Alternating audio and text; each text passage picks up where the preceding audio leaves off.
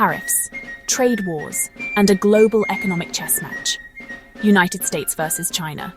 Today, we dive deep into how the United States tariffs, especially under President Donald Trump, hit China right where it hurts, and how China is fighting back. It all started in 2018, when the United States began slapping heavy tariffs on Chinese goods, alleging unfair trade practices and intellectual property theft.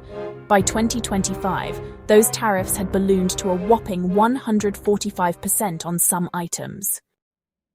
The results? China's exports to the United States plummeted. In April 2025 alone, exports dropped 21% year over year. Yup, nearly a quarter of trade wiped out. Source: Bloomberg. And it's not just exports. The Economist Intelligence Unit projected a 0.6 percentage point drop in China's GDP growth due to the tariffs. That's huge for a country whose economy was already slowing. Manufacturers scrambled. Some shifted production to Vietnam and Southeast Asia, reshaping global supply chains overnight. That's a win for Vietnam, but a logistical headache for China. So, how did China respond? Sit tight because this gets clever. First, trade diversification. China pivoted hard, boosting exports to Southeast Asia, Latin America, Africa, and Europe. In April 2025, exports to Southeast Asia jumped 20.8%. That's according to Reuters. Second, innovation at home.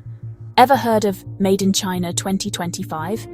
It's China's game plan to be self-reliant in tech, like semiconductors and robotics. The goal? 70% self-sufficiency in core components by, 2025. Ambitious, huh? Third, global diplomacy. China's building new economic bridges with the Belt and Road Initiative and the RCEP mega-trade deal. Over 140 countries are in on this. That's serious geopolitical clout. As we speak, China isn't just riding the storm, it's steering through it. In May 2025, the Chinese central bank cut its 7-day repo rate to 1.4% to boost the economy. That's a direct response to trade headwinds. And to offset tariff damage, the yuan has been allowed to depreciate. Projections say it could hit 7.45 per dollar by the end of 2026. Even on the diplomacy front, there's hope. Trump floated lowering tariffs from 145% to 80%. Talks are back on the table, tentatively. Let's recap US tariffs dented China's exports and growth. But China isn't backing down. It's diversifying, innovating, and cutting new deals globally. The trade war isn't over, but the battlefield is evolving. What do you think? Has China outmaneuvered the tariff storm, or is more turbulence ahead? Drop your thoughts in the comments below. The US-China trade war wasn't just about two superpowers locking horns. It was a warning shot for the entire global economy.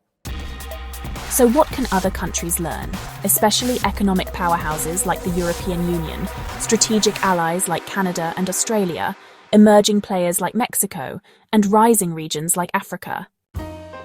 One of the biggest takeaways: diversify your economic dependencies. Countries that hinge too much on a single trade partner, especially the United States, put themselves at risk of political or policy shocks. Take Canada. Over 75% of its exports go to the United States. Similarly, many African nations depend heavily on either China or the United States for infrastructure funding and trade. The US-China spat shows how quickly the rules can change, overnight. So, nations must spread trade across more partners and build regional trade blocs like the African Continental Free Trade Area, or deepen ties in Asia and Latin America. China's answer to tariffs was not begging for a trade deal. It was doubling down on domestic innovation. Other countries, especially the EU and Australia, must invest in critical industries, R&D, and tech self-sufficiency. Whether it's semiconductors, green tech, or pharmaceuticals, control your supply chain before someone weaponizes it. While tariffs flew, China was quietly signing mega-trade deals like RCEP and nurturing ties with BRICS nations. That's diplomacy as a shield. Countries like Mexico and African states should play smart geopolitics. balancing relations with multiple global powers while prioritizing regional alliances. Trump's tariffs were just one sign of rising economic nationalism, and it's not going away. Every nation must be ready for abrupt, inward-looking policies from even their closest allies. So whether you're in Berlin, Nairobi, or Ottawa, you need contingency plans, reserves, emergency suppliers, and domestic production strategies. Ultimately, the countries that will thrive are those that build resilient economies, with diverse exports, educated labour forces, adaptable supply chains, and balanced diplomacy.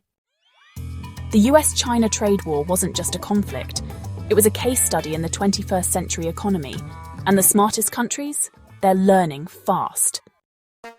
So, what do you think your country should be doing right now to prepare for this new era of economic tension? Let us know in the comments, and don't forget to like and subscribe for more global insight.